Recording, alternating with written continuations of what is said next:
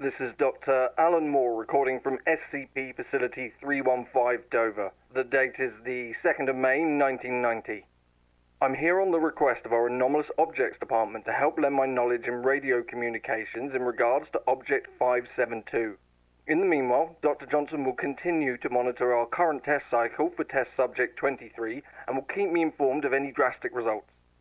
Now, the object in question is a rather dated valve radio. I would expect early 1930s if I had to put a date on it.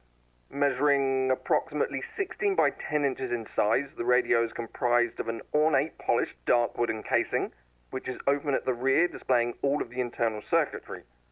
On the front side, the object features several brass tuning knobs, as well as a large glass-covered dial positioned in the center. From just a cursory observation, there is nothing I can notice out of the ordinary.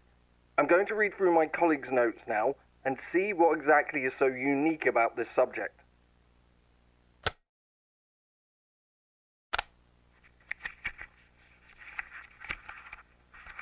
From reading through my colleague's notes, Object 572 was acquired several months ago from an antique store in Brighton, after the owner experienced several instances of the device turning itself on and broadcasting stations of an unknown origin. Although not completely mysterious in itself, teams decided to acquire the subject after it was reported that the radio had never been plugged in or even tested for that matter. In the 2 months since the facility procured said object, it has shown no signs of activity whatsoever. These notes show that no matter how hard the technicians have tried to dismantle the object, they have been completely unsuccessful. From what I understand, even acts of brute force have failed to be able to scratch the surface. I've requested the object be transferred to one of our secure workshops so I can fully look it over. I'm currently at a loss for words of what to do. Object 572 is far trickier to diagnose than expected.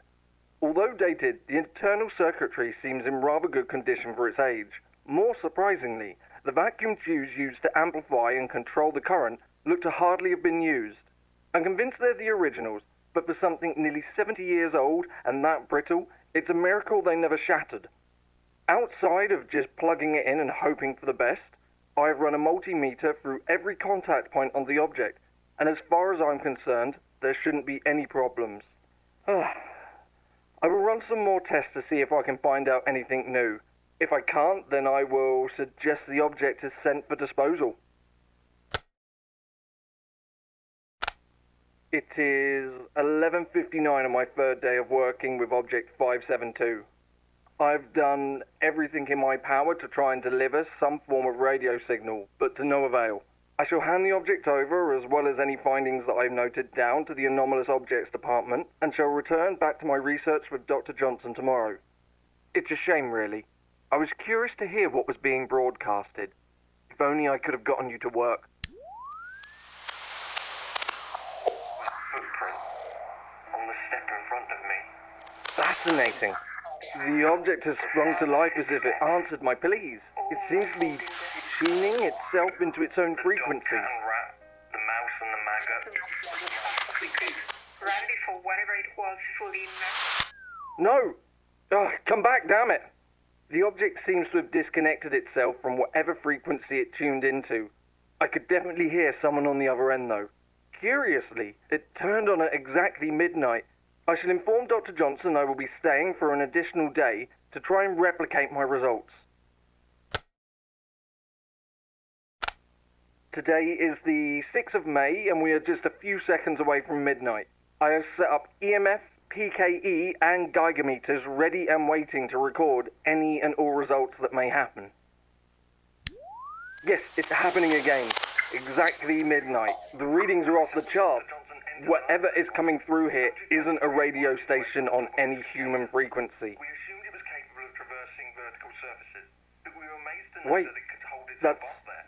It's as if That's my voice. find an opening. No, that can't be. Is this some kind of alternate version of me? Changes in temperature Remarkable. without it noticing me.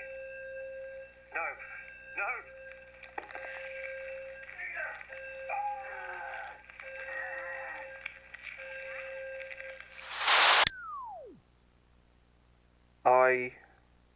I think I just witnessed my own demise.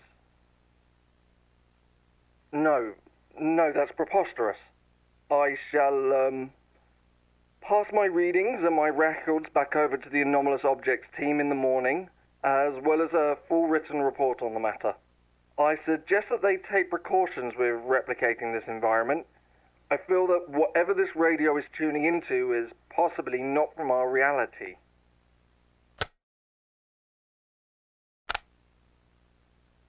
This is a personal update to keep off of the records.